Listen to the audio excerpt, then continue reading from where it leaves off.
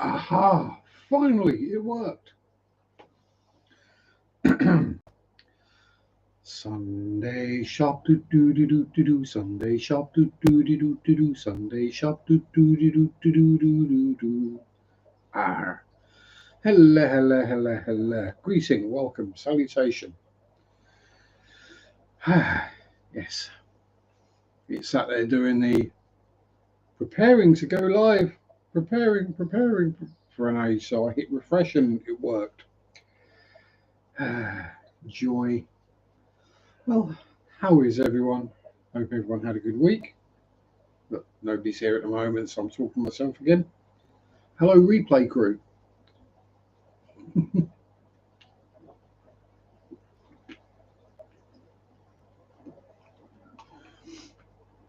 Ooh, ooh, that tingles a bit. Yeah. Mm. Maybe, maybe,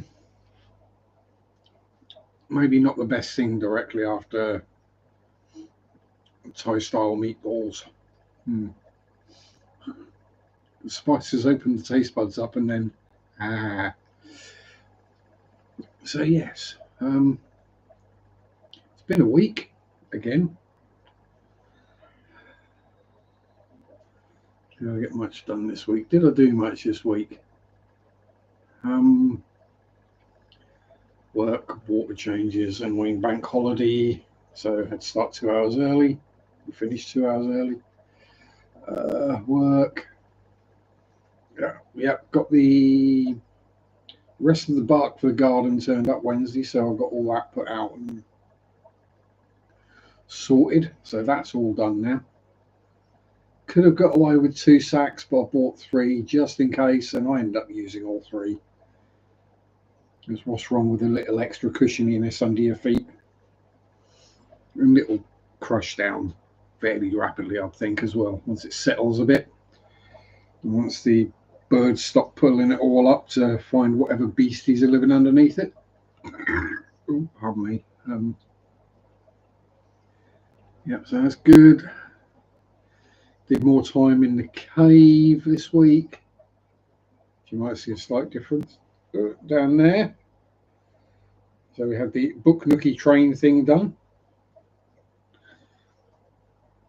The Gundam is down there as well, which I've been working on. Gundam,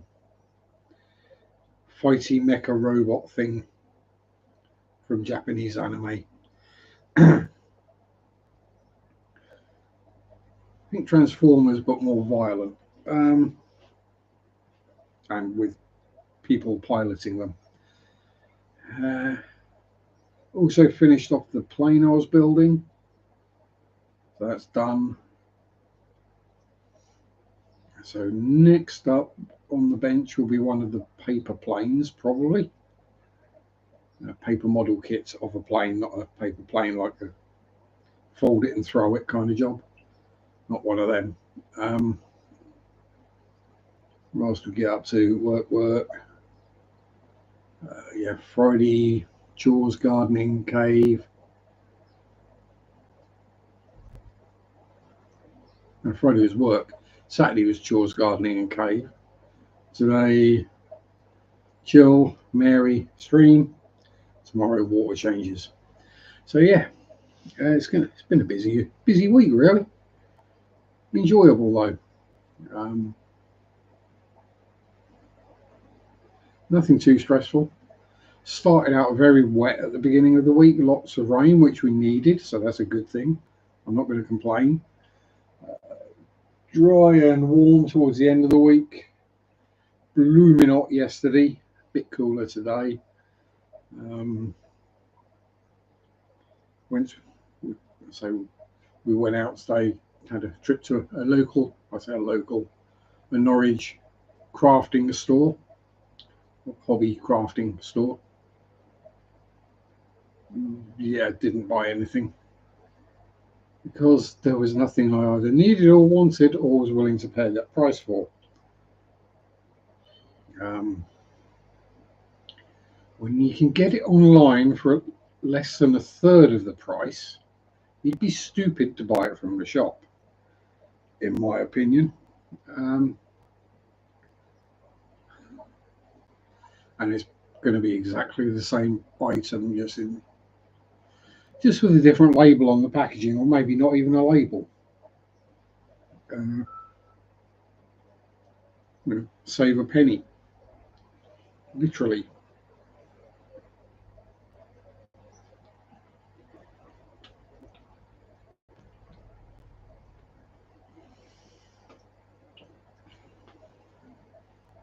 Yeah, not been the most busiest of weeks, really, for interest or things to talk about. Um,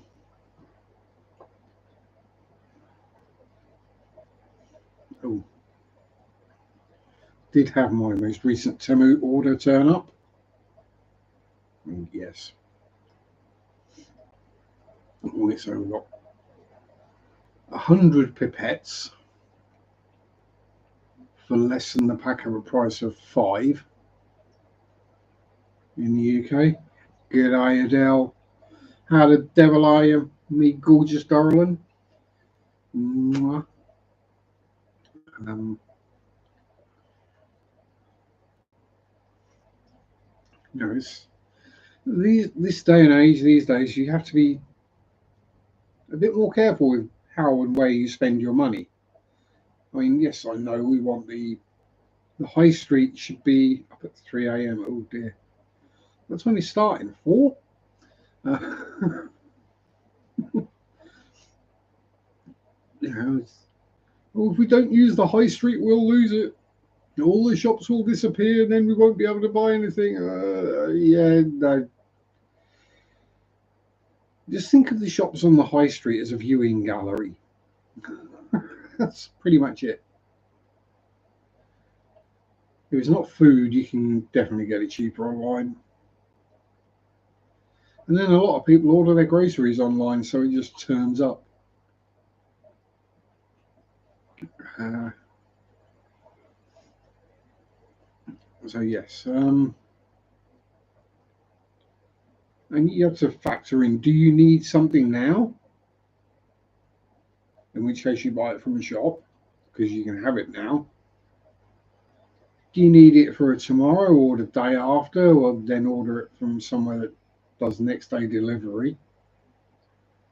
And if it's only one, but you're not in any particular rush to get, order it from wherever it's cheapest. It's one of the things I've ordered from Temu is coming via land. Not because it's huge and heavy. I've no idea why. I mean, it's just a paint organizer for the man cave. Um, but yeah, it's one of those where, given the amount of money I saved on it, because these things are exactly the same as the ones you buy anywhere else, because it's just laser cut wood and there's probably one factory churning all of them out. Well, they were the one I kind of needed is like £75 in a hobby shop. There's 55 on Amazon ish, and then I ordered it on Temu, and it was like £13 with free shipping. Admittedly, it's going to take a month to get here, they say, but I'm sure I can manage. And then on top of that, I had a discount thingy, so it was like I think I ended up paying just over a fiver for it. Something if I'd bought from a local model shop would have been 75 quid or more. That to me is a massive no-brainer. In fishy tank news, you will notice there is no longer fishy tank. Well, aquarium. I haven't been fishing there for donkeys. And I had emptied it out very carefully. There was nothing living in there. few snails, but you know, we're not worried about a few trumpet and ramshorn snails, are we? So I was like, you know what? I'm not using it. It's just there. So I drained the water out. Thankfully, I drained it into a bucket because I was getting it mostly drained. I noticed a fairly sizable shrimp. I was like, right. We're going to have to pour this into the kitchen sink with the plug in and go through it. And yeah, there was a few adult shrimp and a couple of babies. And I say a couple, there were several babies. So it was basically a mini shrimp colony that had started up. I must have missed one or two tiny ones, or a couple of tiny ones. But you know how people are always about shrimp are being really delicate and got to be really careful and everything has to be exact. That tank hasn't had a light on it, a filter in it, or a heater in it this year. And it's not been fed either.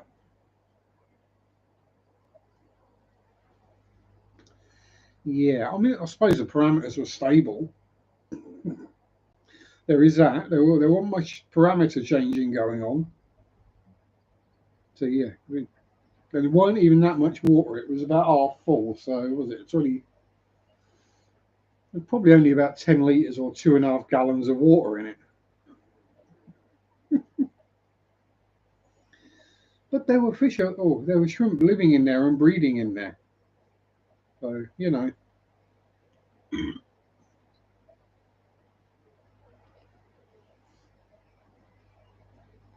you ever wonder if treating things too well might be the bad way to do it?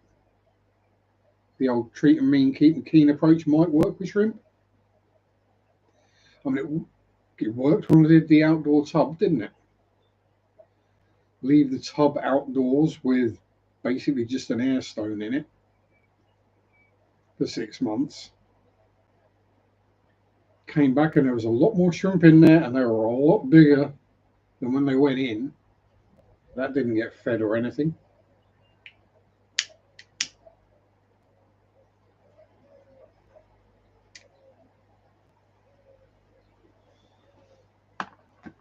Like the pond is unfiltered, unfed. Gets the occasional top up when the weather's really hot and it evaporates. But I've got breeding goldfish in there and snails and God knows what else is living in there. There's probably a cherry shrimp colony in there as well, to be honest. I wouldn't be surprised. Because there would probably have been a couple that I missed when I was emptying out the tub. And I emptied it into the pond, so we shall see. If I start finding cherry shrimp in the pond, yeah, I would be amazed because, to be honest, the goldfish will probably have eaten everything. And they're not little comets in there.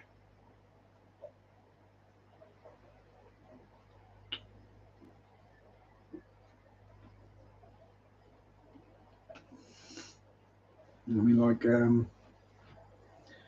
Watson, Moriarty, and Lucky are all about at least 8 inches, 20 centimeters, and they're not skinny, they're chunky boys and girls. I say boys and girls because there must be at least one of each because getting bubbers. There's breedies going on in there.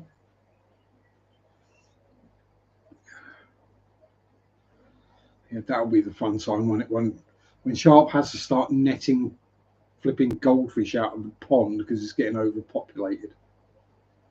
Great. I'll look forward to that. Not. What else have we got to? Oh yeah. Garden wise, I have set myself a task, which I'm doing quite well at the moment, regarding weeding. Now, obviously, with my garden having been, you go get yourself together, Adele, get yourself sorted, put your face on, and get your caffeine down your neck. Uh, yeah, so obviously, with having lain fallow, as it were, not been actively gardened for many a year, um, there's been lots of things that have set seed over the years that I don't want there. Um, Lots of nettles again, lots of brambles again. Uh, and all the various other things like dandelions and clovers and God knows what. Couldn't name most of them, to be honest. So, what I'm doing is every day at some point, usually early in the morning, go out. I've got a 1 litre or 2 pint flower pot, and I fill that up with weeds. And while they're fairly small, that means quite a lot of them. Obviously, if I get bigger weeds, then it fills it up a bit quicker. But so I've kind of set that as my routine, my task. So on days when it's not throwing down with rain and horrific, go out and clear a litre of weeds. It actually makes a surprising difference. And so once I've got rid of the majority of the nettles and things like that, once they've all germinated and started growing as little plants, then pulled them all out, and there shouldn't be more coming. Just be whatever turns up naturally that birds poop into the garden or blows in on the wind. But yeah, nothing too horrific anyway. And the ivy, that's going to keep coming back and keep coming back until it just totally gives up. But this is it. We have to keep on keeping on, keep doing the good stuffs, and in theory, it should work. The other option, of course, is to call it a wildlife, natural garden, or rewilded, and just let everything grow and chop it back every so often. But I'm already getting the various visitors, the birds and the bees and bugs and insects and some honking great spiders, it has to be said, but thankfully they're mostly staying outside. The box moths have actually hatched out the front into really quite a pretty little moth. They're sort of white front 2/3 and grey the back third. Problem is they basically kill box trees or bushes or shrubs, whatever you want to call them. Buxus. But the box has started to put out new growth, so it might not just need to be pulled out and thrown away. We might be able to salvage it, which would be nice because it's taken like 10 plus years for them to get the size they are. Yeah. I mean, I have chopped them back every year, trimmed them to keep them under control, or they would be a lot bigger than they are, but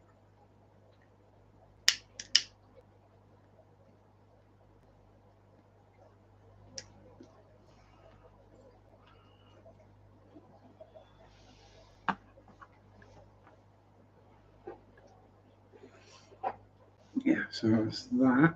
What else has been occurring? Apparently, we're due some more rain later.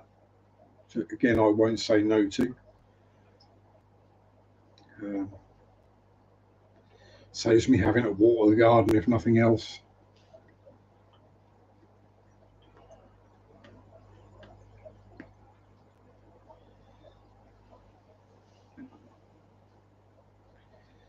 Yeah, what else? What else?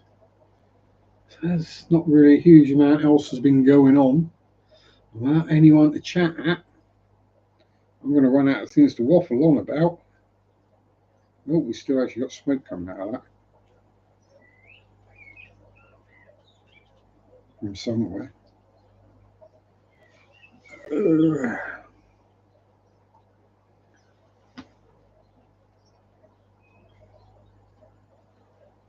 Oh, that does need a good clean out. Ugh.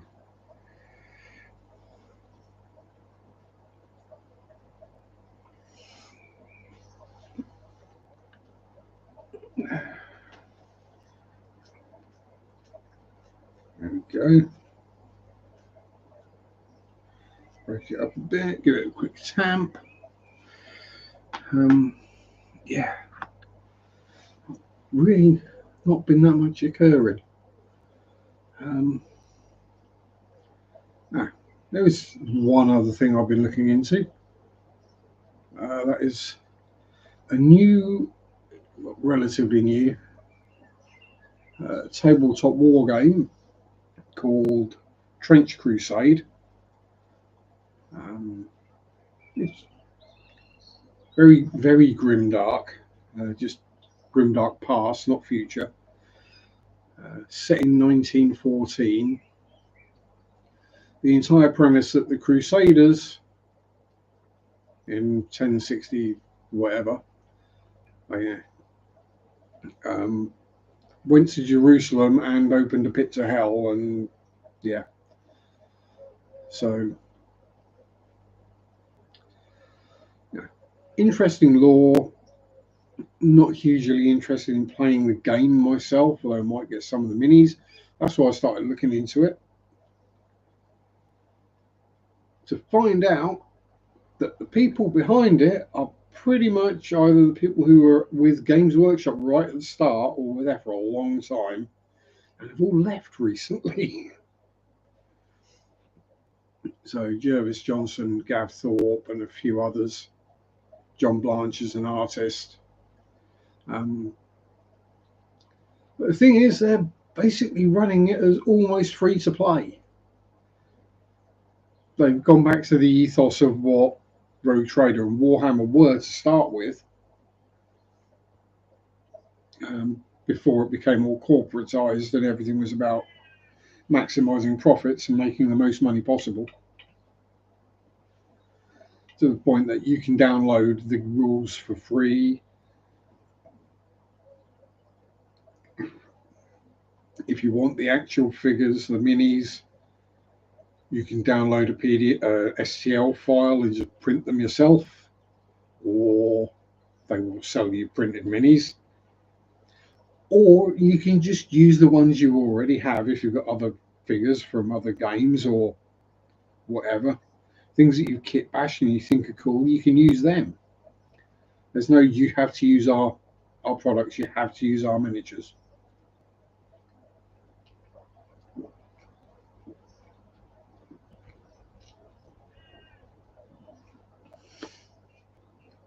And setting it in 1914 makes things a bit easier to, bit easier to balance as well. Mandy, darling, how the devil art thou?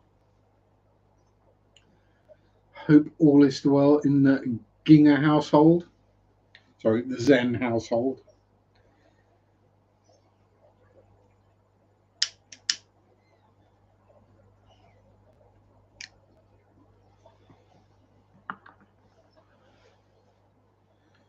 Going. As long as it's going, it's when it comes to a grinding halt things go badly. Yeah. Just keep plodding on. Keep you plodding, gal. That's proper Norfolk gaze.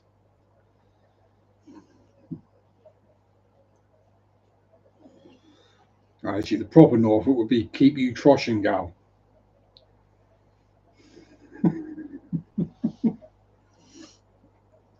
Yeah, very, very Norfolk. Keep you, as in carry on. Part of the dialect. I swear it gets worse. Children, homeschooling, cats are annoying. Yeah, kids being kids, whole school just being school, wherever you're doing it, at school, at home, and cats doing cat things. Yeah. Yeah. The cats was me last weekend. Um, Thankfully, I was just seen as the provider of fusses and food, so they like me. I'm not the nasty man that takes them to the vet person or puts them out in the morning when it's freezing cold and raining.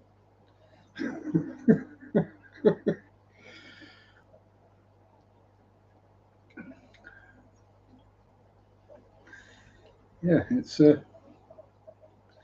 so other than that, it's been walking the Yap Factory. Uh,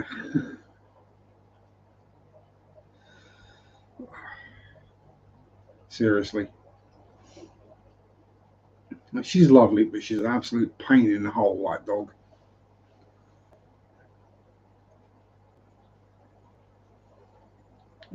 How's the fishies? Fishies are fishying. Nothing particularly new breedy wise happening.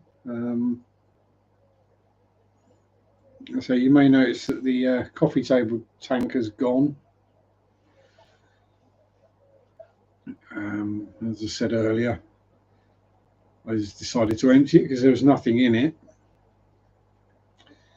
Yeah, right.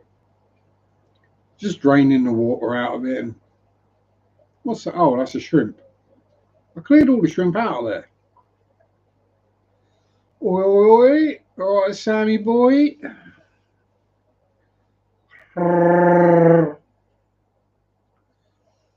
So yeah, the tank that hadn't been lit, heated, water changed, filtered, fed anything for over 6 months. Had a thriving little shrimp colony going in it. So yeah, saved all those and popped them back in with the other shrimp. The shrimp colony in what was the Nanakara tank has gone nuts as well. Bloody hundreds of them in there now. Which, considering there weren't supposed to be shrimp in there, yeah. I'm seriously tempted to just start dumping a random half dozen shrimp or whatever in all the tanks and see what happens. See what size of colonies happen when you don't mean to do shrimp.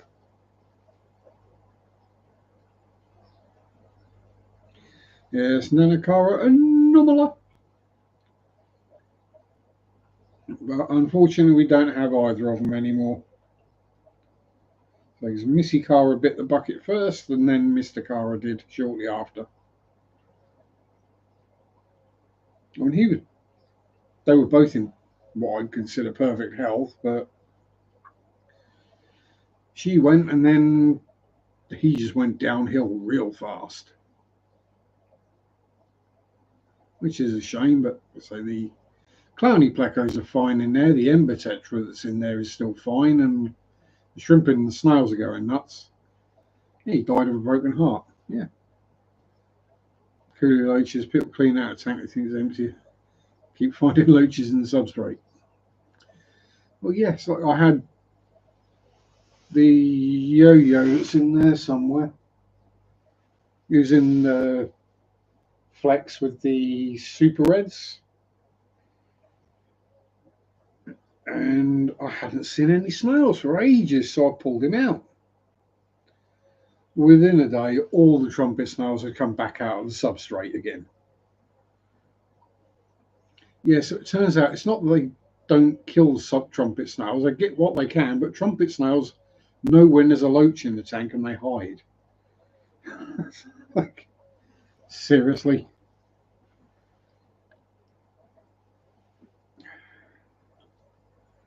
At this point, I'm considering adding copper to the tank just to get rid of them.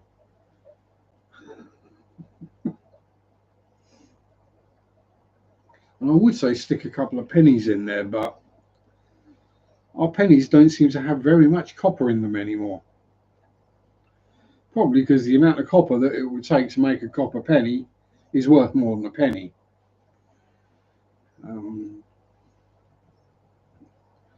Yeah, I didn't realise until I had my phone in my pocket and then had some change in my pocket, and the pennies started sticking to the magnet on the phone case. Like, hang on, that shouldn't happen. Copper's not. Copper is non-ferrous.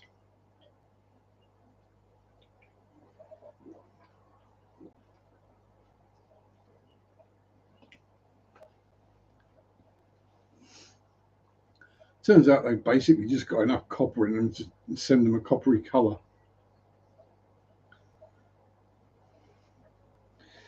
Copper is super hard to get out of your tank after.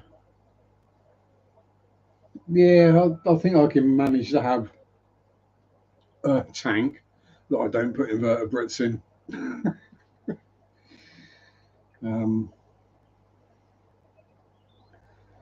I think I can manage one.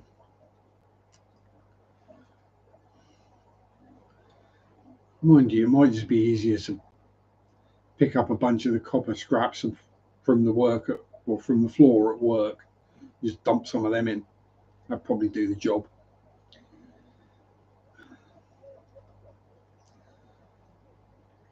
Yeah, we get. Also, when they manufacture the copper, they don't worry about cleaning it up perfectly before they package it. Pardon me. So when we stick it up in our racks, there's all sorts of swarf and bits just fall out of it. So I'll just have a sweep up and then chuck some of that in the back. That'll do the trick, I reckon. Or just buy a couple of copper fittings and just throw them in.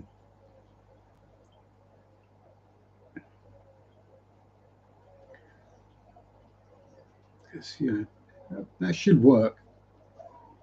I mean, it should be easy enough to get out as well then, if I need to.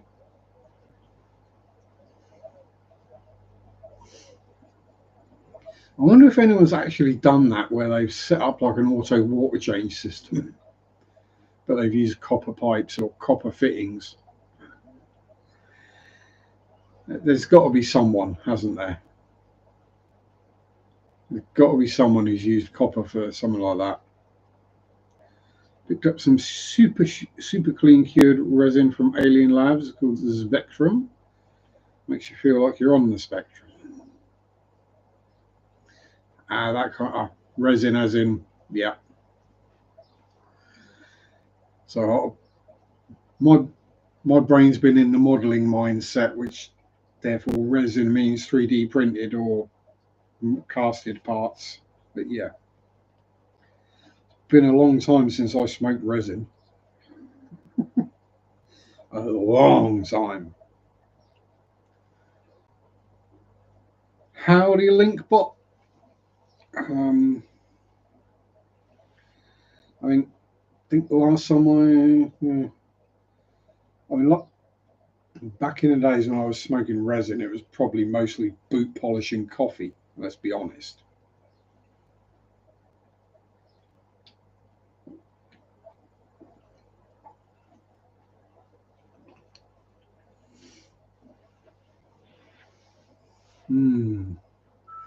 Tastes like used coffee grounds and kiwi gloss black parade polish. Tell you not to use dewormers in tanks or snails. Yeah, he's a dewormer. That's probably an idea. If I can get hold of some Panakia or whatever I used to get rid of the planaria that time. Can't remember. I'll have to go back and watch my own video to learn what I used.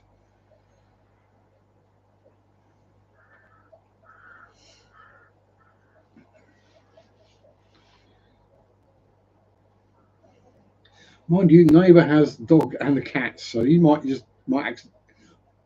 have some worming tablets lying about. Might have a look see what's in them.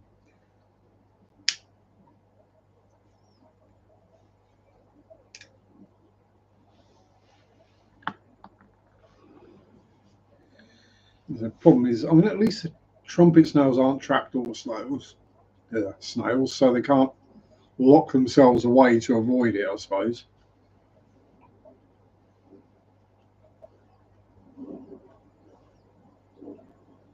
Will you stay alight for more than 2 seconds? Tommy, how the devil art thou?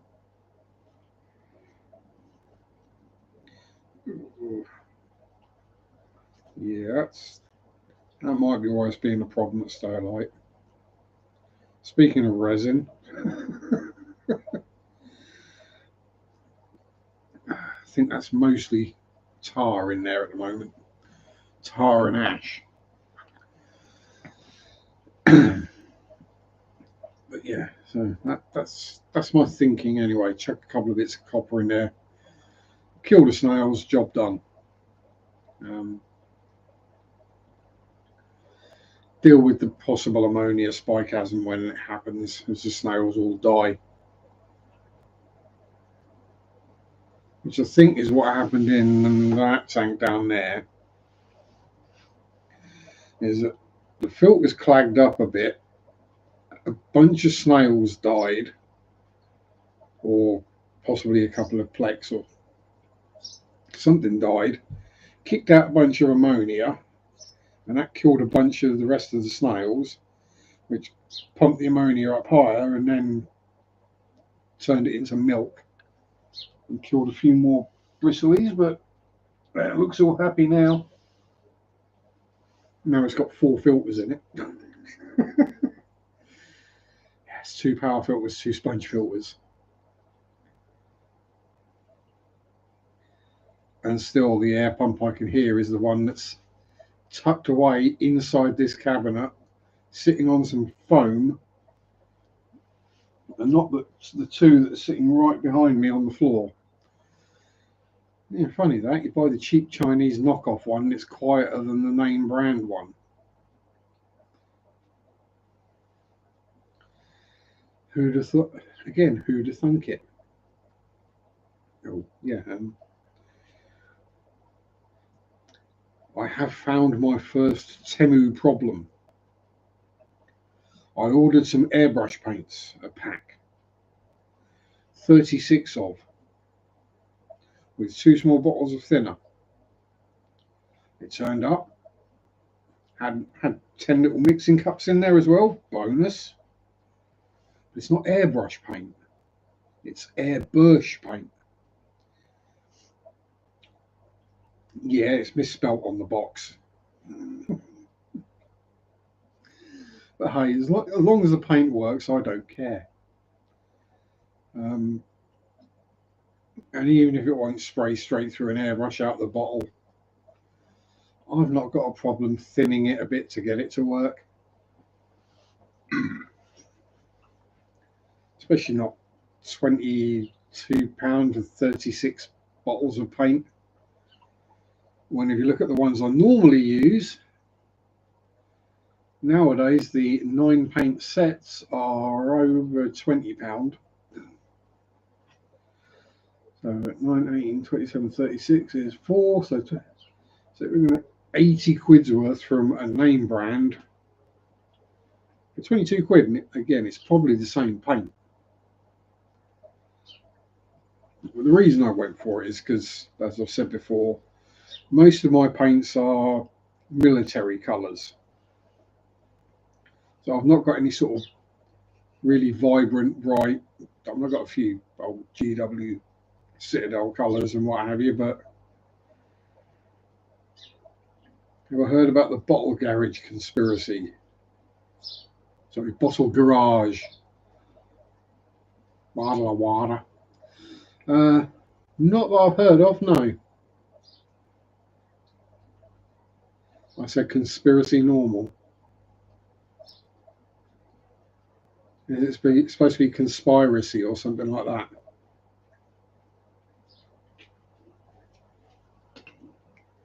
Conspiracy, which is probably the Italian for conspiracy. Controversy or controversy? and that all depends on the usage and the words around it in the sentence.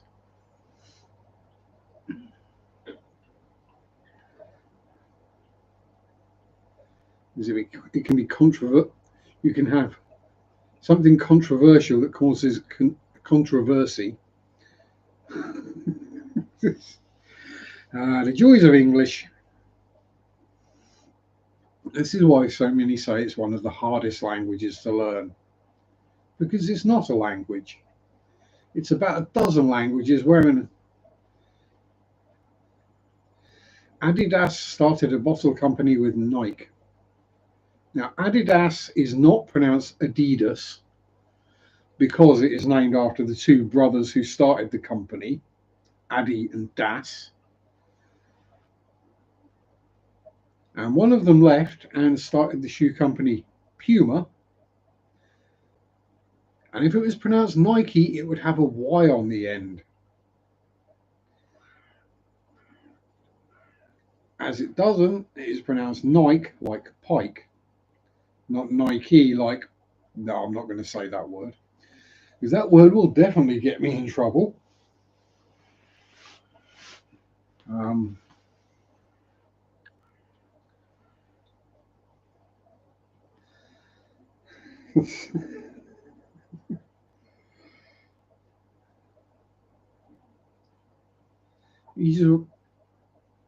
You're just fascinated with me dropping my T's, aren't you, really? Let's be honest.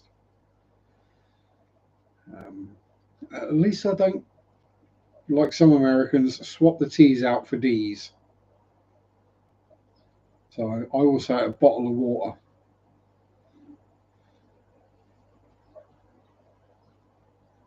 Which will make it Nike.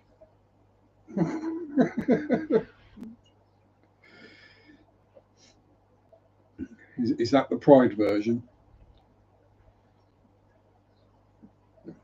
Or is the really posh version? That's the Nitrogen is Jordan's rather than the Air Jordans. I mean, you do realise they don't actually do anything right.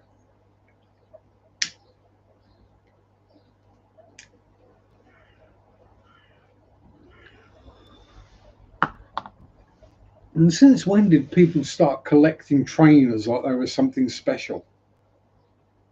There's since several channels where they've got a wall behind them of Nike boxes. I'm like, why have all them if you're not going to wear them?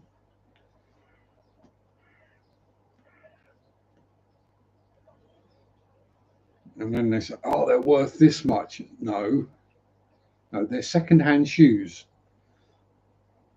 They go to the thrift or Goodwill.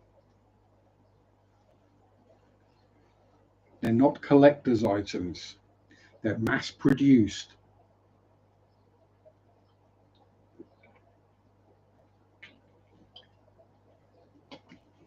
And most of them are but ugly as well.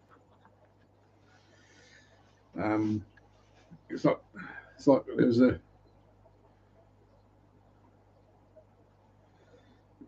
it's not something that ever you buy a pair of shoes, you wear them. When you wear them out, you buy a new pair. You don't buy them and leave them in the box. It's like the toy collections. I've bought all these things and I'm going to leave them in the box because then they're going to be worth more. Well, you're assuming that there's going to be a market for them in several years down the line. And that you're also therefore assuming that you're going to stop enjoying them at some point and want to sell them. Collect stuff because you enjoy it, not because it's an investment.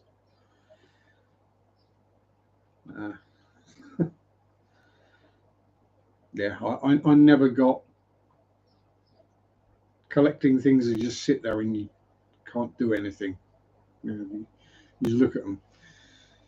There's a thing, mostly back in the 90s, in the UK at least, for You'd get the Sunday paper and there'd be the supplement magazine in it, and on the back page usually was an advert for some Wedgwood plate or figurine, basically a little pottery doll thing,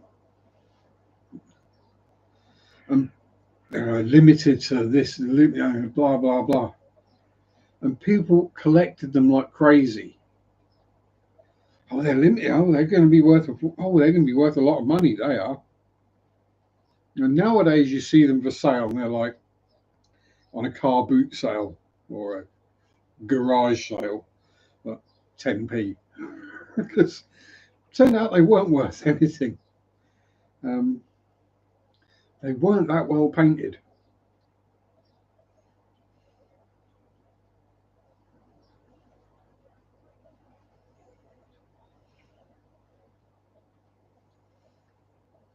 Yeah, but I breed plecos to sell.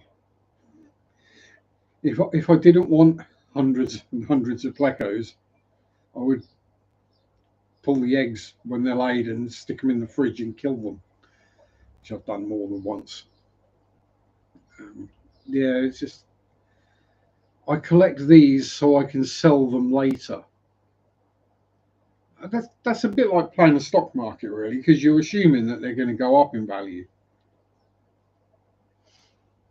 or like buying Bitcoin, Dogecoin, Trump coin, whatever the hell the latest one is.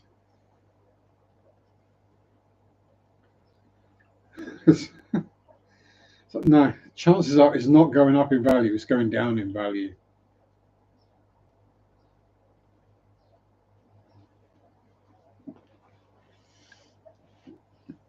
You're paying real world money for something that doesn't exist, that could just disappear overnight and there's nothing anyone can do about it. Yeah, funny that. The Hawk Tour girl did that as well. She started one up and then basically cashed everything out, which completely tanked the price of it, but she got her money. Baron coin is still going strong. Ah, yes, the Baron coin. The Baron that didn't get into Harvard because his grades aren't high enough. And now Daddy Donald is getting all upset at Harvard. Got action figures and they reproduce freely. Yeah, exactly. If I could breed vintage 1980s Star Wars figures, I would probably tank the market very quickly. It's one of those things where, I mean, I've seen it before, where a certain species of fish is expensive to buy. This electric blue acaras is a prime example. When I got Bert, Ernie, and Donkey, they were quite expensive fish for me anyway. About £15 each, I think, £15 or £20 each. That I got them with the express intent of breeding them. Turned out I got 3 boys, but even if they are a bit fruity, we try breeding with each other. But because lots of people bought them, because they're fairly big, fairly placid, easy to keep fish, a lot of people bred them accidentally. And now they're selling for not much more than a common live bearer. It'll cost you, well, at the moment, common guppy is about £3.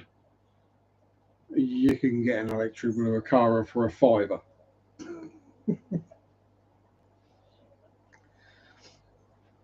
Yeah, they were rare. Then loads of people accidentally bred them, or loads of people bred them, and then they became less rare, and they tanked their own price. One reason not to produce a lot of stuff that is rare. It's why De Beers keep most of the diamonds that are mined to themselves. They only release a certain amount every year because it keeps the price artificially high. And they're getting really upset with the fact that we figured out how to make diamonds ourselves now, and they're a lot cheaper.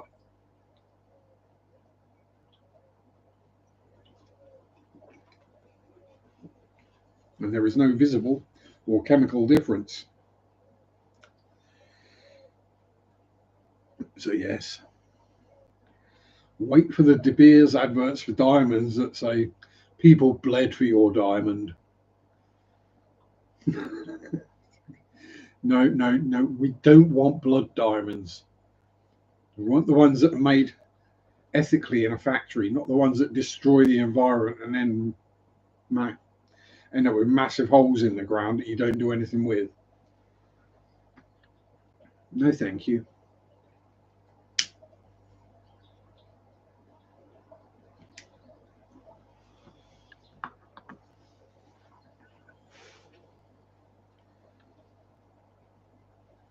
Yeah. Like cubic zirconia, most people can't tell the difference between that and diamonds because it looks pretty much the same, unless you're an expert.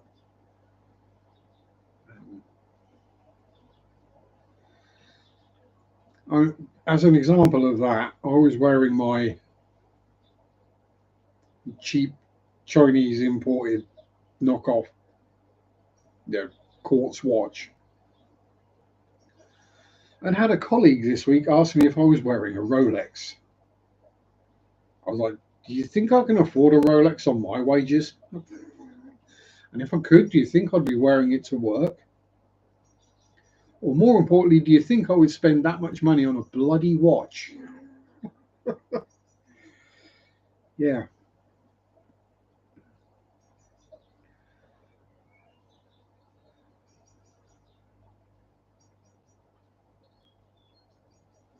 Like with diamonds, it doesn't get scratches yet because it's hard. Yeah, cubic zirconia can and will scratch, but you know, yeah, yeah, exactly. It doesn't matter if it's come out of a lab or a bunch of child miners in South Africa have got black lungs to find it for you. The diamond's a diamond. It's literally just a piece of compressed carbon.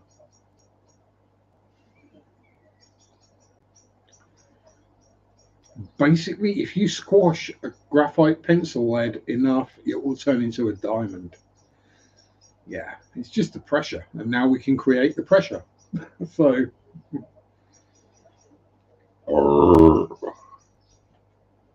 was a combination of pressure and heat. I mean, the heat comes along with the pressure, but if you add heat, you need less pressure. I think that's how it's done anyway. It would make sense to me. Pressurize it and then heat it and turn it into diamonds.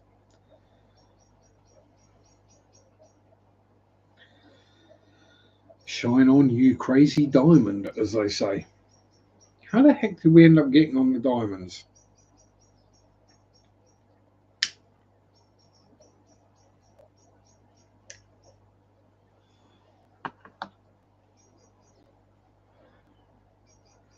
You have your loved ones ashes turned into diamonds now. Well, yeah, we're well. Stupid auto carrot. Yeah, I don't want to be. I just want to be worm food. That. I mean, I honestly don't give a hoot what happens to this meat sack once I've finished with it. Uh, Definitely don't go buying an expensive box to put it in the ground.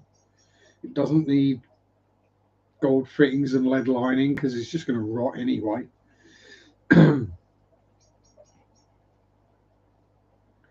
Yeah, no, that's yeah. Yeah, it's a cool thing. Then you can wear them. God knows what colour mine have come out. Probably black or a kind of off brown.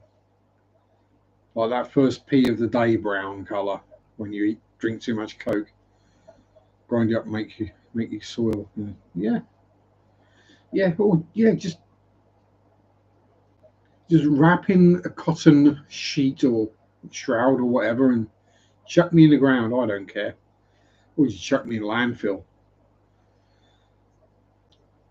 Or if you want a real laugh, stick a webcam in the coffin and put me on watchmerock.com. I don't know if that's still going. It was a while back an actual thing. There was a website where you could sign up and watch people rot. It's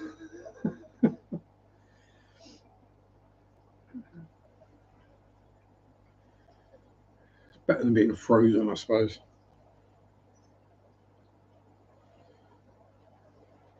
But yeah, I'd quite happily fertilise a tree.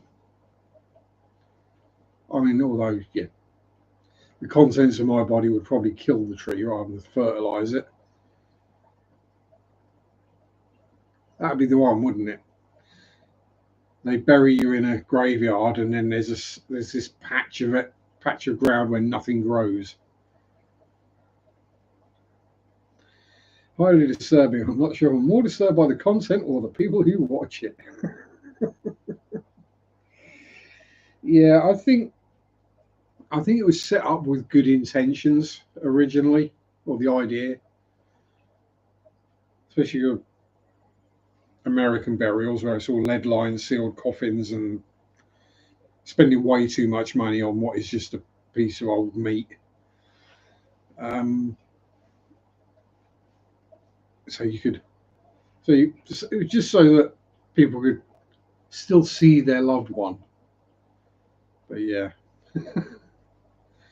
soon descended into carnage, like anything on the internet. Starts out with the best of intentions and then just turns to carnage. Howdy, prodigal. Prodigal. Oh, where to put the pipe? Stick the pipe down on the algae wafer sack. That'd be all right. That'd be right. Right, Norfolk. This this is going to happen one of these days. My accent will just end up going full Norfolk. Um, it's gradually getting stronger over the years, and I've noticed a definite acceleration. So at some point, I will turn full Norfolk, and then most of you probably will not be able to understand a word I say.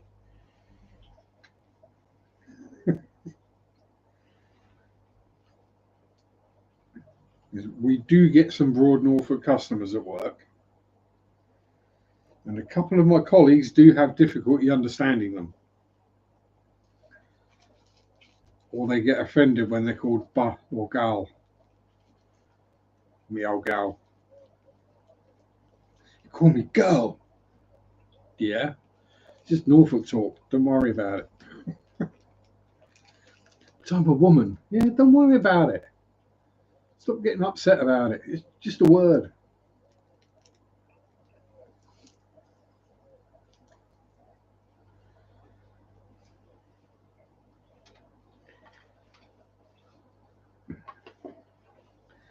At least they weren't staring at your chest trying to read your name badge. Why do we do that?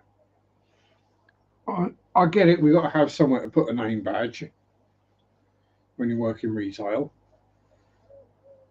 because it humanises the staff more, apparently, not to the management. But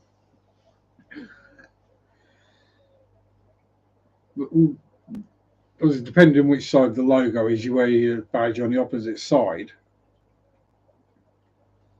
That means if you want to read someone's name on their badge, you have to stare at their chest for a moment, which could be misconstrued the wrong way.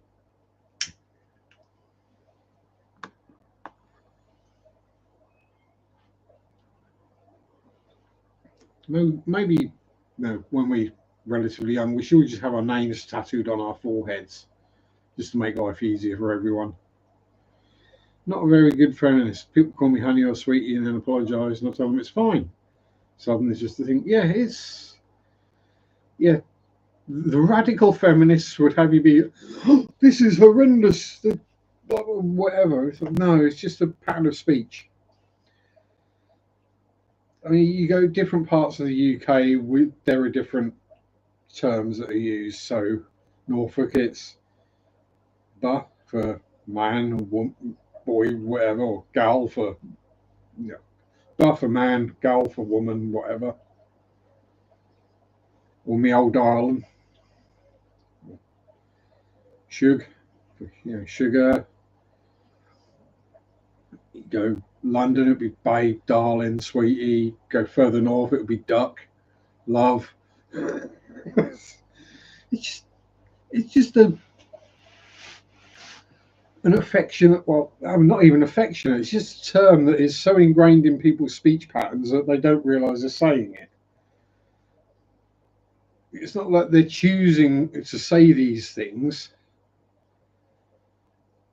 It's just part of their natural speech. But these days, people are getting more aware that some people will be upset if they're called that. So they'll say it and then, oh crap, oh, sorry, didn't mean to. Yeah, these are the landmines we walk on these days.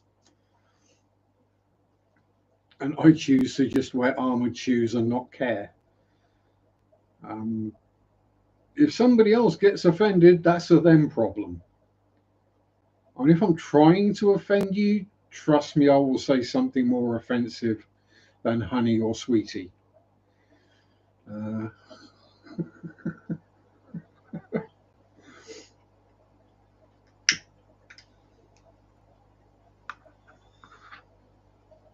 Yeah.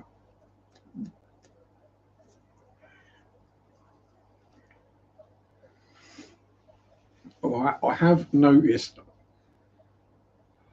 because these things do randomly turn up on my feed, because I do watch some weird stuff. Um, Channels where it's basically women trying to debunk the whole "I'm a strong woman, I don't need a man" thing. Or why can't my man do this? Why isn't he this? Why isn't he that? And they basically go, no, men are that simple.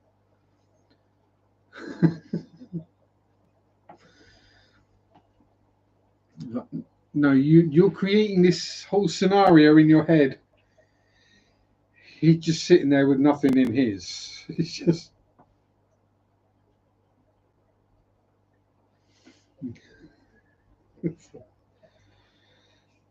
yeah. Don't expect much of us. Yeah, exactly. If this is the worst thing you called this week, it will be a miracle. I highly doubt that.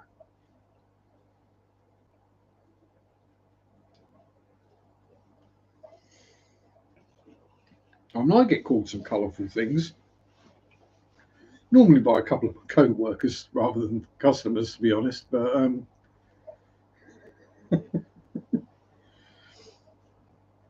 then that's usually only the ones that deserve it. A 12-year-old is mean. Well, kids can be brutally honest. Let's be honest. Yeah, they just say what they think. They've not necessarily learnt the art of subtlety or finesse.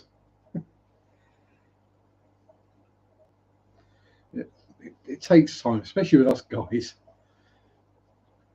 Yeah, so we're not that difficult or awkward or complex.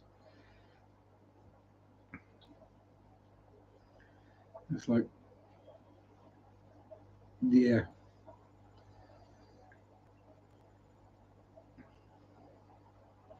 Women can be downright confusing. Say one thing and mean another.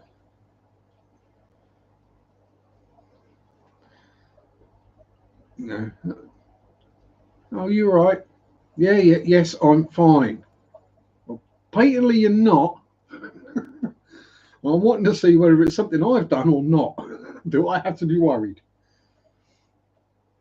Oh, no, it's all right. I'll do it myself. It doesn't mean you want to do it yourself. It means you wanted us to do it, but you didn't give us clear instruction that you wanted it done, so we didn't do it. Just say it straight. We're not going to take offense and get upset. And put a time period on it as well, if you can.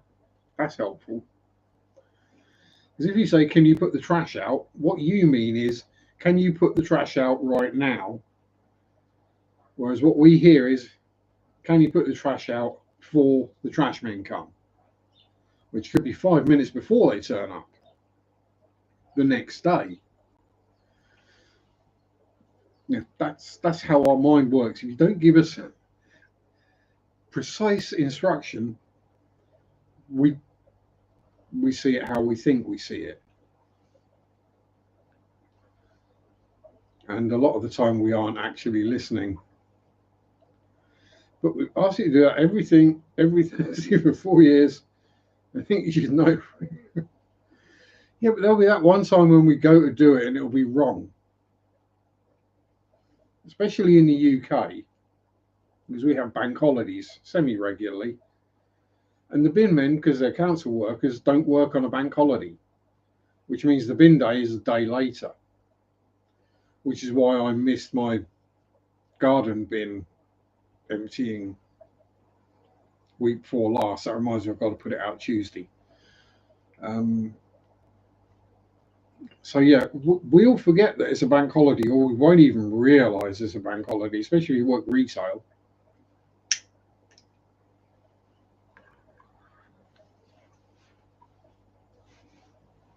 So we'll forget. So we need reminding. And no, don't expect us to put a reminder in our phone that comes up every week, because reminders on our phone are something that we just ignore. Or we go, oh, what's that? Oh, get rid of. And then we forget about it. Yeah.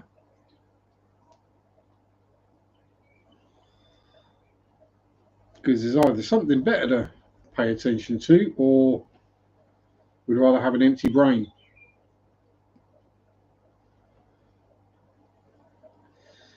Just learnt this weekend, when you join a live stream, you join towards the beginning and have to advance to the now. Some do, some don't.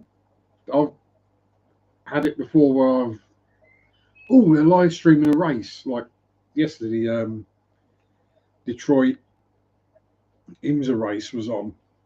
And I noticed it was on live, and I was like, oh, do I watch it? No, we're not going to click on it, because chances are we're right near the end of the race, and then when I go to watch it next day or the day after, I'll know who's going to win. Yeah, I did say hello. I think I made a bit of a joke about it. I think I mispronounced it on purpose. Prodigal. Reminders on your phone is something you ignore. Wait, I'm a dude. No, you're not a dude. Trust me, I've seen picture proof. But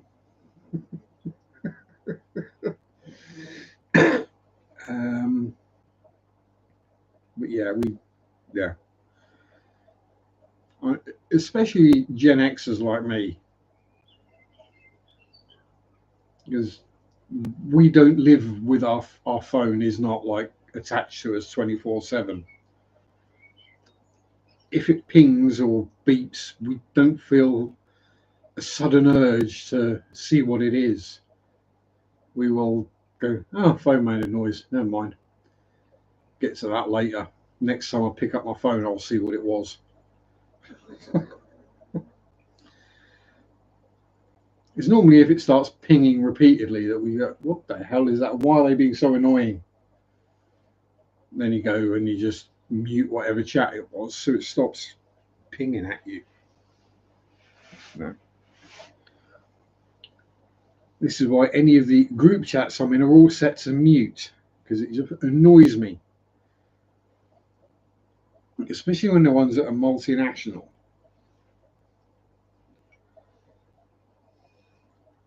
For some reason, I feel yeah, I'm boomer. Yeah, Gen X. I need to get a Gen X T-shirt.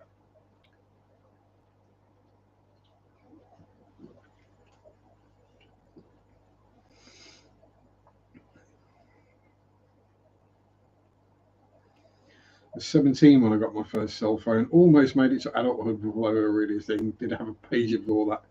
So I never had a pager,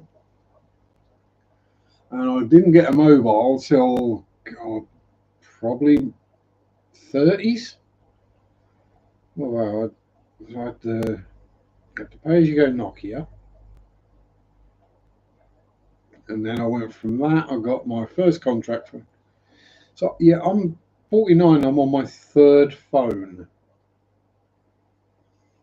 and I only got the first smartphone because I was doing the online dating thingy and was getting lots of texts and messages, and I was like, well, this is costing me a bloody fortune in top-up charges. So I'm going to get a contract, which then means I get unlimited for a lot less money.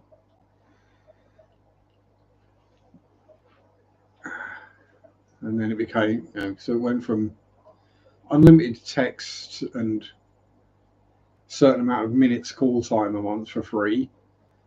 Then they started adding data to it, and now basically even the cheapest mobile phone package or cell phone package, I get nowhere near using the max because pretty much the only time I'll use data on it because I'm out and about will be basically to be using it as a sat nav on Google Maps when I'm on a bike ride or something, and that really doesn't take a lot of data. It's not like you're streaming video constantly or anything. Yeah, online banking, I have to say, never done that. Yeah, what I found, unsurprisingly, is if you go on the free to use dating apps or websites, that's where you get all the time wasters and troublemakers and, the people you don't really want to be meeting, the people who are just looking for a free meal or a good time. But if you go on a pay site, one match, what was the one? There's a different one. What was it called? God, I can't remember. Yeah, Mary and I met on a pay site. Um, if you got to pay for it every month, then people tend to take it a bit more seriously. No, it won't. Yeah, I went on Plenty of Fish. That was a bloody nightmare.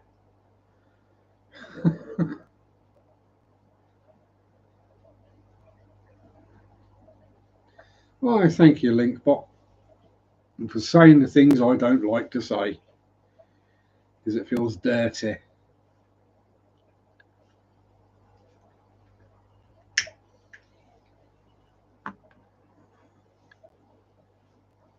I mean, the funniest thing on Plenty of Fish was finding one of my co-workers at the time on there. Farmers only is an American thing. Could well be a Norfolk thing as well.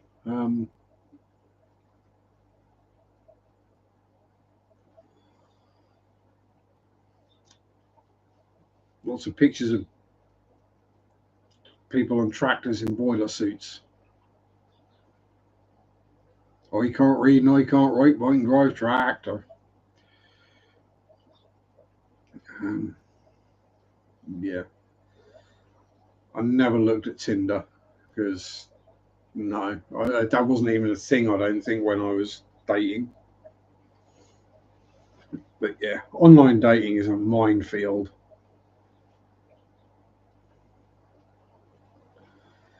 Hubby at a bar when you're 23.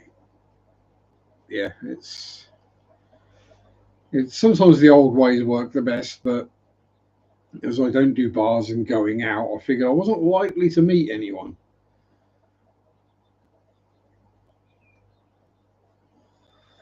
There's not exactly a lot of women knocking at my door, offering themselves up, as it were. It's well, it's happened twice, but that's a long time ago. I was back in my early 20s.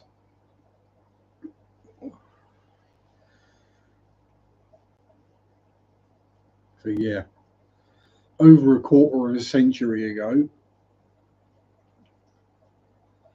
Uh,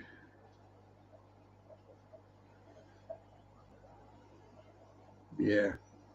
Uh, if you can avoid online dating, avoid it. But if you have to do it, do it through a pay site, because then you'll just avoid the majority of the time wasters and people looking for a free meal and all that kind of stuff. And the ones who just really haven't got a clue. I want this. What do you bring? Me. Right. So you want me? No, thank you. But look at me. Yeah, there's more to life than looks.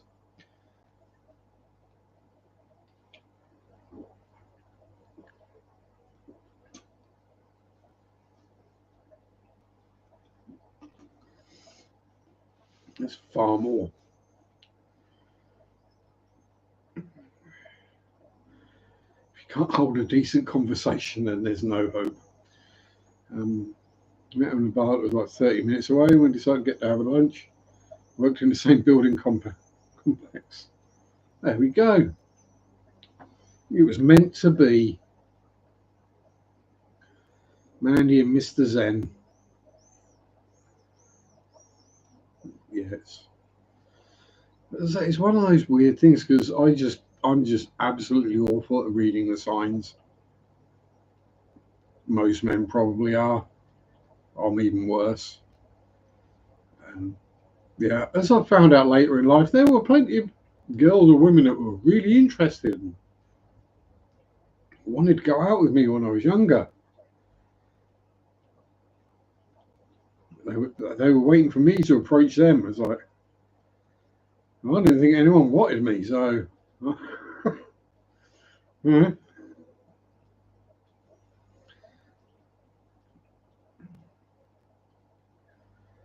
Yeah, it's yeah,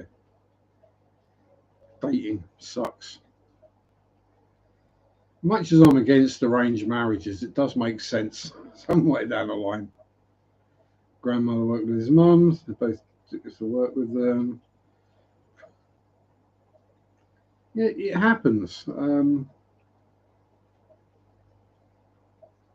It's like there'll be a customer or whatever come in, and it'll turn out I used to work. Oh, I recognise that surname. Or as you put the surname in and whatever to find the account,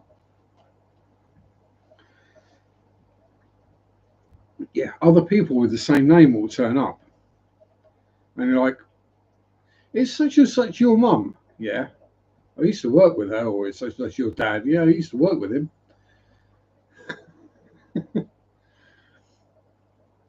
Yeah, the world gets smaller and smaller. It's, I mean, whoever would have thunk it that if I ever went to Texas, there would be people there that I know. Went to high school with uncle and cousin. Yeah, it was a. Well, in saying that, I can barely remember the people I went to high school with. But again, that's another one that does happen. We'll get a customer come in and they'll be like, Sharpe? I'm like, yeah. And these days, I expect it's someone that's recognized me from YouTube or something. No, it's just someone I went to school with, or someone I used to work with, who, because it's been so long, they don't look the same to me, so I don't recognise them. But apparently they recognise me, which tells me that I've probably not changed a huge amount since high school.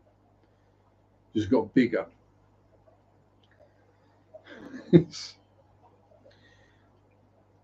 Or I just project the vibe that hasn't changed in 30 years. But yeah, it's very strange. Again, people I've not seen since I was 16 and they recognise me.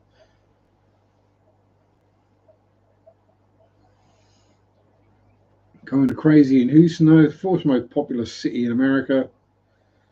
Well, I mean, let's be honest, there's nothing around Houston. So you got Houston, then you got desert for hundreds of miles, probably. It's like star-crossed lovers, it was meant to be.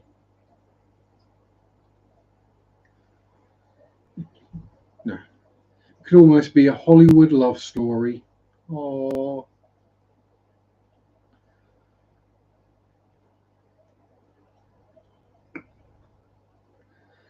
yeah, the grass and cows, but yeah, lots of land. Exactly. Texas might be huge, but there's not a lot there. It's just a long way between what is there. It's my general theory and feeling on it. That's why I like the UK. You don't have to go too far. So I can drive 20 mile down. I could go 20 mile down the road, and people have a different accent and a different name for a bread roll. It's,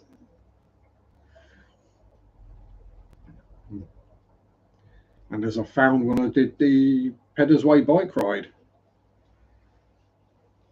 less than 50 mile away, and I went from nice and flat to, oh my god, this is hilly. And as Sheldon Cooper would say, if you cut Alaska in half, Texas would be the third largest state. Yeah, I think Texas would be the second largest country in Europe as well.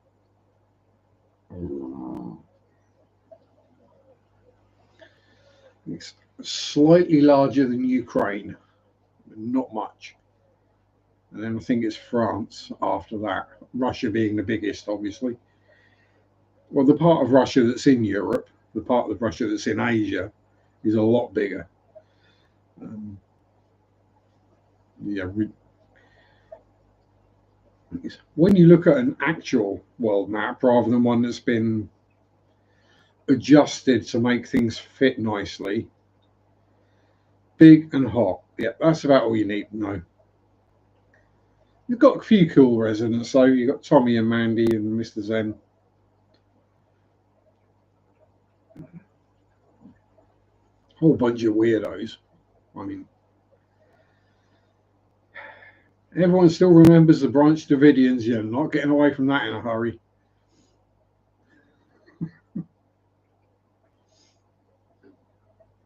Actually, I wonder if you went through America state by state, would there be some weird cult that happened in every state?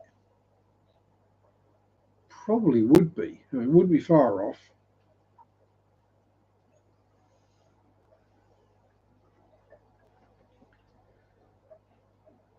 Australia, like the weather patterns and deadly creature count. Yeah, it's Texas is like the training ground for Australia.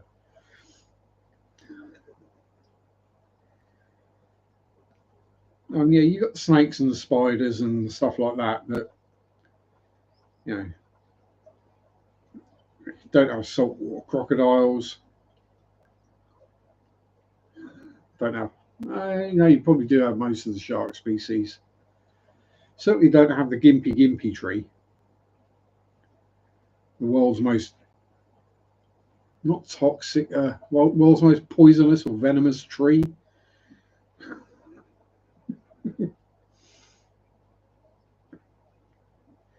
Apparently, it's like the worst nettle stings on steroids.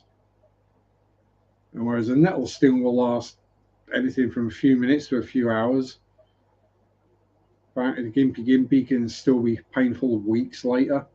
No deadly drop bears. Oh yeah, go watch out for the drop bears. Now I don't know whether Terry Pratchett invented those in the Discworld novels or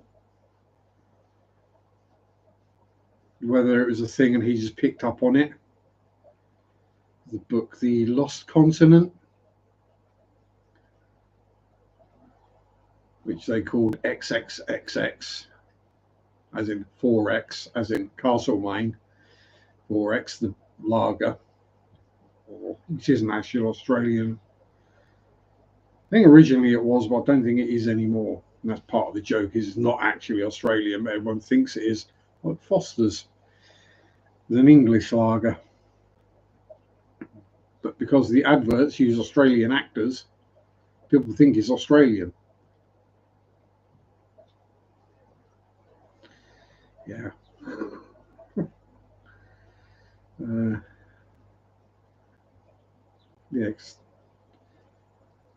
Yeah. That book was the first time I became aware of drop bears as a thing.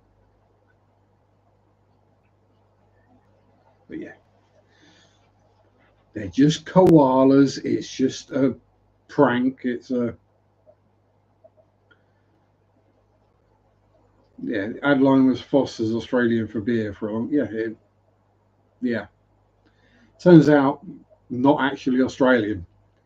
Maybe originally, much like Castlemaine 4X might have originally been Australian, but it's made in the UK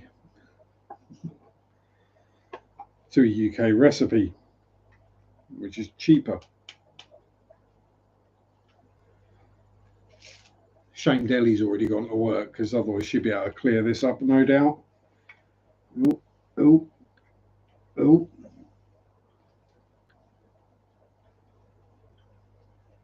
I'm not seeing things. Was that you, Zach? I'm pretty sure I just saw a floofy white cat walk past. And there are no floofy white cats that live around here. And there we go.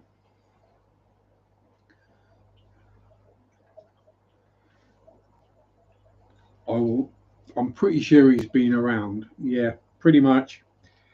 I know he's been around because his catnip sock has moved.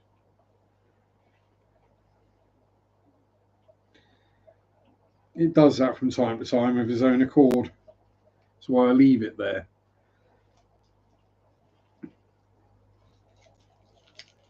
You think, well, you haven't got a cat coming in anymore. Why would you keep the cat toy?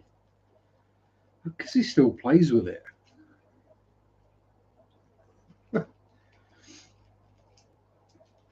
Randomly moves from one side of the living room to the other.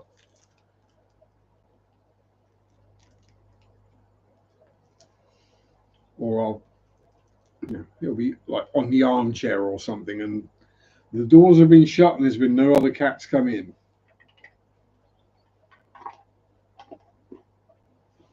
Even if the door was open, I don't get other cats that come in. I mean, Ginger will come in, but he only ever comes in through the front door. Ginger doesn't do the back garden.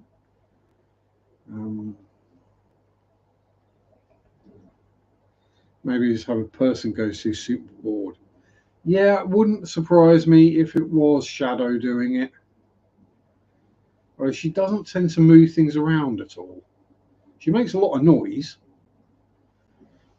I mean, she will do stompy stompy quite regularly upstairs. And I'll see her. That's the reason I call her a shadow, is because she just looks like a shadow. Oh no, it's a shadow person, evil, bad, bad, bad, go away, I don't. No, no, she's not scary or bad or evil. Um, yeah, I suppose it might be her playing silly buggers, but it's more likely to actually be Zach because, you know, he still does head rubs on my legs and jumps up on the bed. So I know he's still around. Not very often I actually see him though. Uh, well, they did say we might get stormy weather later, so might be that that's giving extra energies.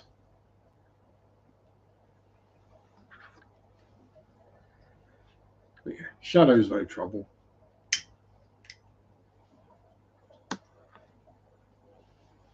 I mean, sometimes when I'm sitting up in the cave, because that's basically her room, that's where she goes most of the time.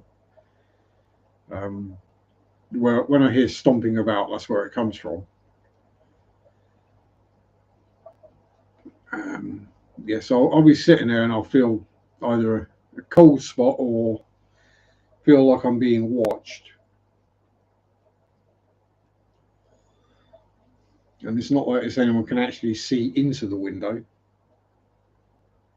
As if you saw the video from the cave, half of it's covered in ivy at the moment, and there's not actually any two-story houses anywhere close that direction. The ones that are down the hill a bit.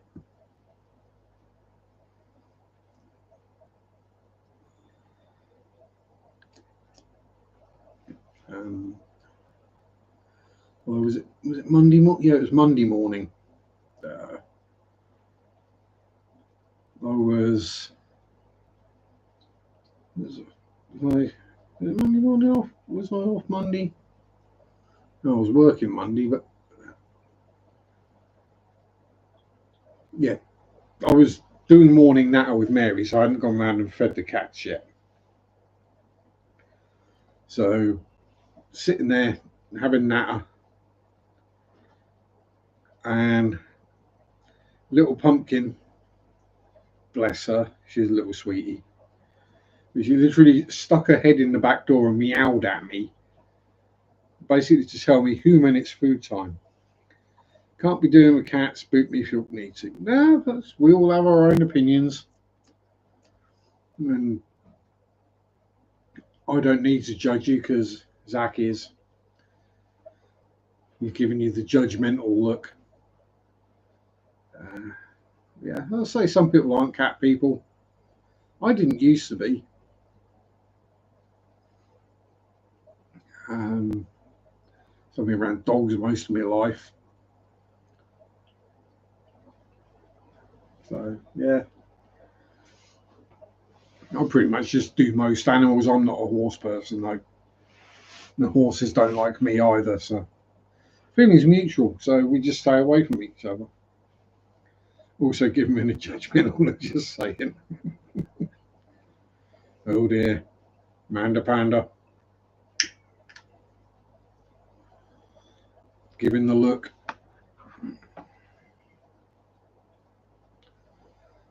Dogs and fish. So ideally, dogfish. Whereas I have catfish. How they got that name, I don't know. Do you think about what a cat is? Catfish are nothing like them. No, I mean, neither is dogfish. Um,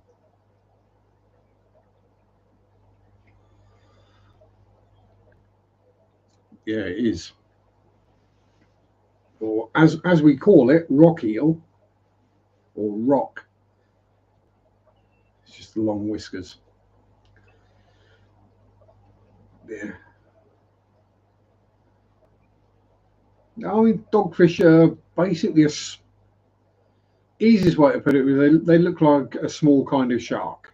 They pretty much are. Um, they're relatively common in UK waters. They are, yeah, good eating. It's one of those fish where you can go to the chippy, have your rock, or rock eel, whatever you want to call it. It's never sold as dogfish on the menu, although it's not up there as often as it used to be. But because it's an elasmobranch, like sharks and rays, cartilaginous, doesn't have any bones in it apart from the spine. So yeah, you don't have to worry about getting all the bones stuck in your roof of your mouth and your tongue and what have you when you're eating fish, if you have dogfish. Back to pike. Pike are a fish that are very tasty, but you do not want to eat if you don't like bones, because they're absolutely full of them. And they're like hypodermic needles. They will just stab straight into the roof of the no bones. Yeah, the chippy calls it rock salmon. Yeah, they won't can't call it dogfish because no one will buy it. It's why they call it cod roe, not cod eggs, because people wouldn't buy it then. Yes, that is a thing in UK chip shops. So you can buy fish eggs in batter, and it's not like individually battered eggs. It's one big clump, and they just chuck it in and deep fry it.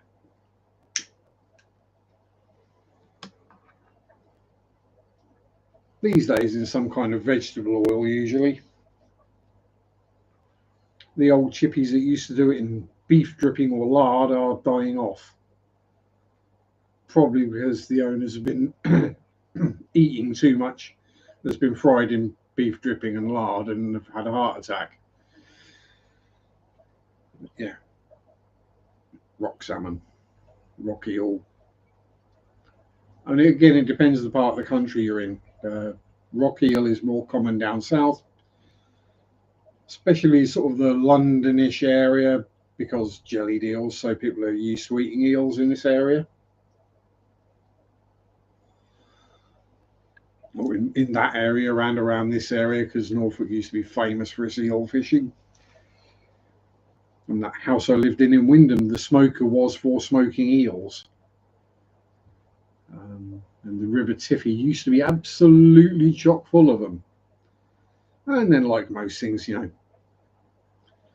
we go, oh, there's this resource abundant. Let's just absolutely cane the abundant resource. Oh, where did the resource go? Oh, we used it all. Pretty much.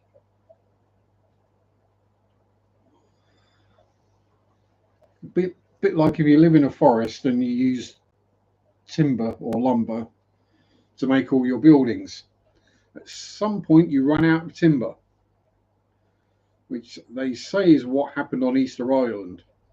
There was a big and thriving population there, and they built all their houses out of timber, and then they deforested the entire island, and they ran out of things like fuel for their fires. So yeah, they basically wiped themselves out. They used all of the resource. And not like now, where for every sale we plant a tree. Yes, you do. And it will be a fast growing pine tree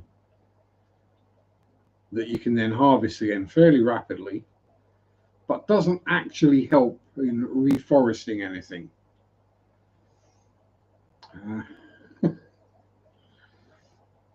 There's like a lot of Thetford Forest, a local, very well known large forest to me.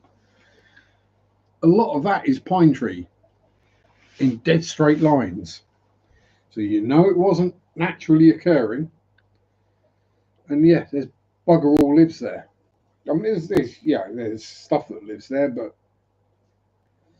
there's not much of a variety of plants and animals. It's squirrels because of the pine cones, brambles at the bottom, and that's pretty much it, other than a few bird species. Obviously some various bugs and stuff, but when you get into the ancient deciduous forest, it's where you get all the different species, all the different plants, um, all the different species of tree, and yeah, much nicer place to be as well. Bit harder to make a cycle path through, or any kind of path, because it's not straight. People like straight, apparently. I prefer a nice winding path. I'm a, oh, what was the term? Neanderthal.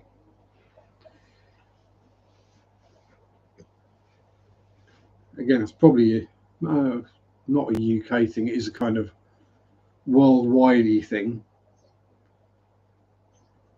But people just take the path that they like to take, which may not necessarily be the most direct route. You just have to look at the roads around here, the ones that are ye old roads, the ones that follow the old farmers, or not farmers' tracks, the droving trails, where they used to take the pigs, cows, sheep, ducks, whatever to market. And there's a reason those routes take those really weird, winding, circuitous routes from A to B rather than a straight line. It's because it avoids all the bits that get boggy or flood.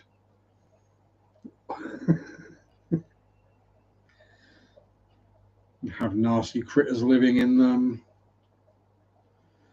Yeah, it avoids all those areas.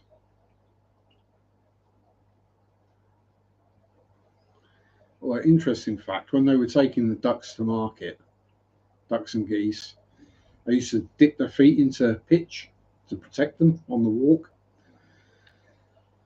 I've got to get busy before hubby gets back and gives me the look. Good to hang out for a bit. Big hugs back to you. And hugs to Mr. Zen as well. And the Zenlits. Yes, always good to see you. Ooh, time's nearly up as well. Yeah. Oh, yeah, Neanderthal. Yeah, it's a good word, isn't it? You just wandering almost aimlessly, but that's not where it comes from. It's like they'll make a path or a park, and then they'll put pathways through it. People won't take the pathways. You'll see the wear patterns in the grass where they've veered off and gone the way they want to go. But you can guarantee if they do that and then they pave those areas, people will take a different route. Because sometimes people like to just have grass under their feet rather than concrete. Yeah, it's a lot nicer and softer generally to walk on. If you're walking a lot, especially if you're wearing, let's say, hard-soled shoes, if you're walking on concrete and tarmac, it can hurt your feet. So a bit of grass in there, soften the impacts of it. Do well.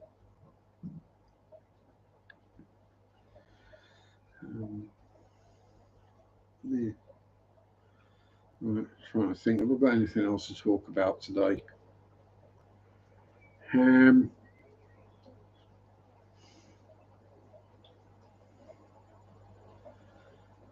I'm gonna have to probably put up the last video from Gresson Hall this week. Finally get that out of the way. Then what else we got coming up? There will be one on the airbrush paints. Something I've done before with modelling is certain paints do certain things, like certain things, don't like certain things. So when I get a new flavour of paint, new manufacturer or whatever, I do test it out. Yeah. test how it goes through the airbrush, test how it paints, what the coverage is like, the opacity, blah blah blah, all that kind of stuff. It's kind of boring and nerdy, but useful for modelers. If you use this thinner, will it turn to congealed snot in the airbrush? Those kind of things. Went to my first fish club meeting in 37 years today, British Livebearer Association in Basingstoke. Ooh. Hopefully that was enjoyable. So I do have live bearers now, so technically 3 flavours: the Limia Perugiae, the Amica Splendens, and the Scyphia Multipunctata. And I've done Endlers, Guppies, Platties, Mollies, Swordtails in the past. Platties were the first fish I bred. And I was so excited when I first saw my first baby platy. I was like, wow, I've made baby fish. Auction pretty good.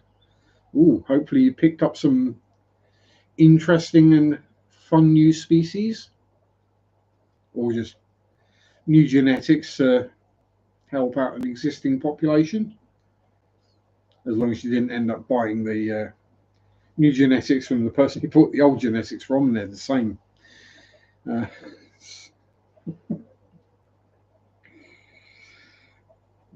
Went unfunded intentionally.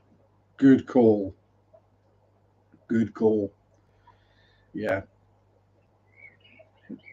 It's the reason I don't take my wallet to work unless I actually have something I really need or I'm getting. Made some good contacts and worked out a way forward. Awesome. And I look forward to hearing about it. Yeah, if I take my wallet to work, chances are, well, there's a chance I might buy something I don't really need just because, oh, they're on offer. Bonus. Pardon me. Which would mean by now I'd probably have an electric chainsaw and God knows what. Things I don't really need, but just, oh, that's cool. Whereas if I leave my wallet at home, then I can't buy anything. It's another reason why I don't have my banking on my phone as well. So I have to actually physically take my wallet with me if I want to buy something. Which means if I don't want to buy something, I just leave my wallet at home and I don't spend money I don't want to. Although, when I say that, I did spend money I didn't really want to today, but that was literally like £3 in B&M. Well, maybe a little bit more like £5. But and then 15 quid on Temu. That was to get the minimum order because the main thing I wanted to order was so much cheaper on there than anywhere else that adding extras, it still worked out way cheaper. Way cheaper. Like a fifth of the price. So I'm getting the thing I wanted for a fifth of the price or a third of the price, depending on where you get it from. And I got a couple of paper model kits coming as well.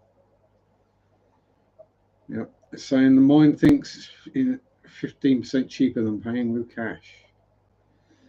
Yeah, I don't either because with the paying, yeah, because you just going like that. It's almost like the chip and pin, but you do actually have to get your card out and. But say I'm old and howdy Asbo. Hope all's well. But yeah, you just find yourself. Yeah, as I say, I'm old, so when I look at what I'm buying, whatever it is, I know what the price is. As I'm going around doing just my grocery shopping, I'm adding it up in my head as I go. I rough guesstimate adding up, not precise to the penny. Just been putting up curtain rails, so I didn't comment. Oh, yeah, I feel your pain. Hopefully the walls are just normal walls and nothing nasty. You didn't find any flints or steel RSJs in there where you weren't expecting, or massive voids in the wall. You've gone through 1/4 inch of plaster into expanding foam and going, what the heck? Yeah. I've lived in houses made out of flint and clay. And they're a nightmare to put anything up in, because as soon as you start drilling, you guarantee you'll hit a flint. And I'm sorry, but there ain't a drill that you can buy for home use that is going to go through flint. They might eventually go through it, but it will destroy several drill bits trying to do it. Pain in the butt, missing screws that were supposed to come with, had to rummage in tins.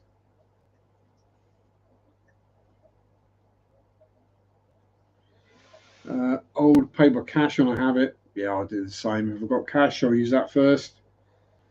Card when I clear the statement by the end of the month. Hole in the wall, yeah. Yeah, I mean, I've got a PayPal, but I never use it. To the point where I think at some point last year I had to use it or they were going to close it down. And it did have funds in it. So basically, I just used some of the funds that were in it to buy something random online just to shut them up.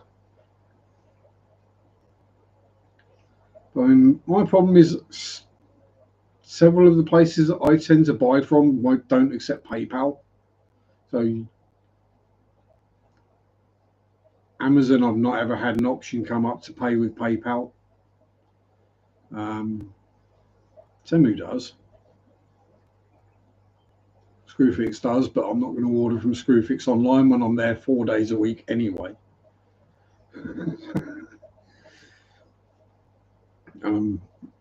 Yeah, I'm going to buy it in store and get my staff discount. Thank you very much.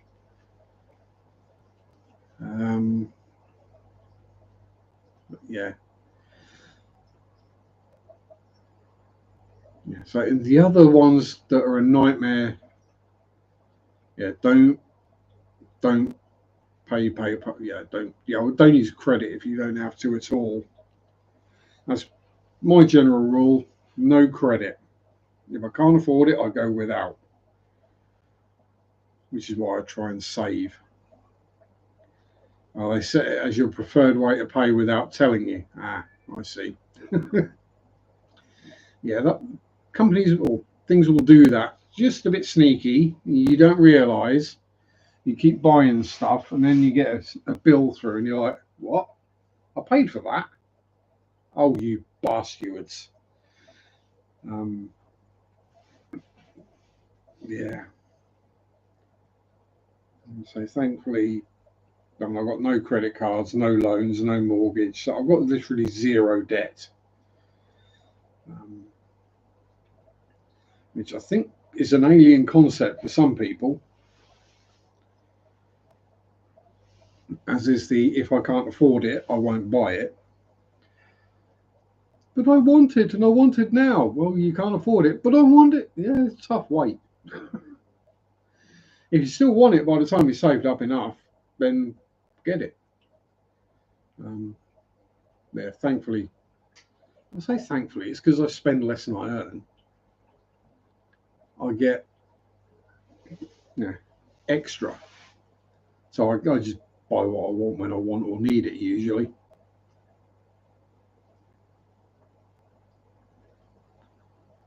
Yeah. Save at first and then you end up paying more in the long term. Bought the house which is now paid, never had a credit in my life, and I don't want it when I have the money together. No. That's again, it's my thing, it's like, no, I don't want a credit card. Oh, but you can do this and do this and do this. So yeah, you still got to pay it back. It's not free money. And you got to pay it back with interest. I had a friend who bought 2 leather reclining couches, sofas. And he was like, buy now, pay in a year. I don't know what he was expecting, whether he was expecting them to like start sending him messages or letters or whatever. But he never looked through his post anyway, because he didn't want the stress if it was someone asking for money. But yeah, he didn't pay it, and pay nothing now, and if you pay it up in a year, you don't pay any interest. He let it go over a year, and on like 1 year and 2 days, he got the letter through, and he was very upset that he was now going to have to pay all the interest, and he couldn't afford it. I was like, well, you should have paid it off earlier then, shouldn't you? But I didn't need to. Yeah, you did, because then you wouldn't have been hit with the interest. If you're going to do something like that, pay it off ASAP. And thankfully, they're a thing of the past now, but those payday loans were an absolute rip-off. The interest that they were charging on them was ridiculous. 12,000% and things like that. So someone's short on cash. They borrowed 50, 100 quid or whatever just to get them through to the end of the month or the end of the week. And now you're going to charge them hundreds to pay it back. No. Thankfully, I think they all got shut down by the government, or were basically told, no, you can't charge that interest. Which meant their business model didn't work anymore, so they all went bust. I think that's how it happened anyway. Went to buy a new car a few years back, so I want to pay for it in one go. He turned around and said, get credit, it'll work out after about 6,000 more.